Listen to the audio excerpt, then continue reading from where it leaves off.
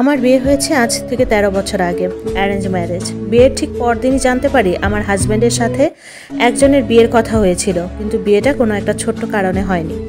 আস্তে আস্তে দেখি মেয়েটা ওকে প্রতিদিন কল বা মেসেজ দিচ্ছে, তখন বুঝতে পারি তাদের মধ্যে প্রেমও হয়েছিল।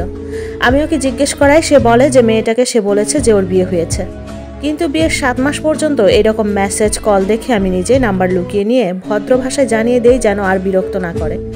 বিশ্বাস করেন মেয়েটা আর যোগাযোগ করেনি, আমি ব্যাপারটা মেনে নিয়েই চলতে থাকি। কিন্তু খেয়াল করে দেখি হাজব্যান্ড আমার সাথে রোমান্টিক না, আমার প্রতি তার বরাবরই ফিলিংস কম। বিয়ের পর আমি নিজ থেকে না চাইলে বা নিজে যদি না বলি যে চলো আজকে আমার ট্রিট, সে কোথাও নিয়ে যেতে চাইতো না। এই ১২ বছরে সে শুধু একবার আমায় কক্সবাজার নিয়ে গিয়েছিল, ভরণ পোষণ কিছুই দিত না, কারণ আমি জব করতাম। তার একটা অভ্যাস ছিল কোনো কারণ ছাড়াই মাঝে মাঝে কথা বন্ধ করে দিত, আর তার সাথে দুর্ব্যবহার তো আছেই। যাই হোক, এই অসহ্য যন্ত্রণা সহ্য করেই আমি তার সাথে ছিলাম, কারণ বিয়ের ১ বছরের মধ্যে আমাদের একটা বেবি হয়। যাই হোক, সব কাহিনী বলতে গেলে একটা বিশাল বই লেখা যাবে, যার প্রতিটা পাতায় শুধুই আমাকে দেওয়া অসহ্য রকম মানসিক যন্ত্রণা, অবহেলা আর বুক ছেঁড়া আত্মচিৎকার ছাড়া কিছুই পাবেন না। আমি এখন জব করি না, আর আমাদের এখন 2টা বেবি। ঠিক 2 বছর আগে ঘটনাক্রমে ওর ফেসবুক মেসেঞ্জারে তার আগের সেই গার্লফ্রেন্ডের সাথে তার অপ্রীতিকর কিছু মেসেজ আমি দেখে ফেলি। মেয়েটা পরদিন তার আগের দিনে সে কনভারসেশনের জন্য অনুতপ্ত বোধ করলেও আমার স্বামী খুব স্বাভাবিকভাবে নেয়। আমি তাদের এইসব কথাবার্তা সহ্য করতে না পেরে মেয়েটাকে কল দিই। মেয়েটা আমার কাছে মাফ চায় এবং বলে আমার হাজব্যান্ডই সবসময় তাকে নক করে, আর লাস্ট 2 বছর ধরে তাদের যোগাযোগ হচ্ছে, তাও আমার বাবা মারা যাবার সময় থেকে। আমি খুব ভেঙে পড়ি। মেয়েটা আমাকে জানায় আমার হাজব্যান্ড তাকে পাগলের মতো ভালোবাসে এবং মেয়েটা যোগাযোগ করতে না চাইলেও আমার হাজব্যান্ড মাঝে মাঝেই তাকে নক করে।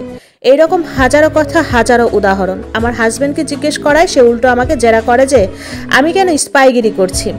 তার যা খুশি তাই করবে, সে কাউকে মানে না, তার বাবা মাকেও না। আরও বলে পোষালে থাকো, না হলে যেখানে ভালো লাগে চলে যাও।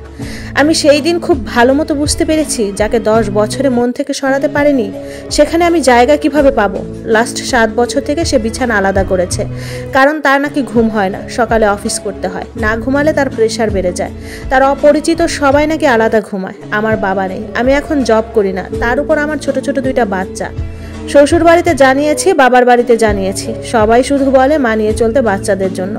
আমার খুব কাছের বন্ধু যারা আমার ব্যাপারে জানে, তারা আমার এই কঠিন অবস্থা দেখে বলে আমি নাকি পরকীয়া করলেও আমার দোষ হবে না, কিন্তু আমার পারিবারিক শিক্ষা আমাকে তা শেখায় না।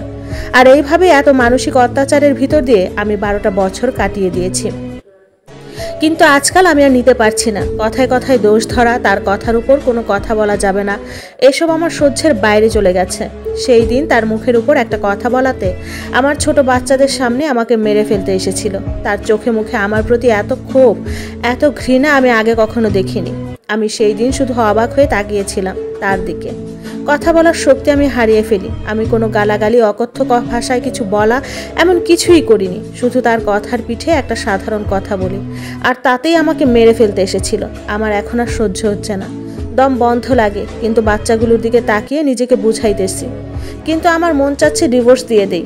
আমি আমার শ্বশুরকে বলেছি আর সংসার করব না, কিন্তু সেও আমাকে এই ধৈর্য ধরতে বলে। আমি তো এক ছাদের নিচে সেপারেশনেই আছি, আমাকে বাধ্য করেছে। আমি আর সহ্য করতে পারছি না, কিন্তু আমার খুব ভয় হয় ডিভোর্সের পরের জীবন নিয়ে। আমার সুইসাইড করতে ইচ্ছে করে। বিশ্বাস করেন, সুইসাইড কেউ ইচ্ছা করে করে না। একটা মানুষ কতটা অসহায় হয়ে, কতটা কষ্ট পেয়ে পৃথিবীর মায়া ত্যাগ করে তা আমি খুব ভালো মতো বুঝতে পারি।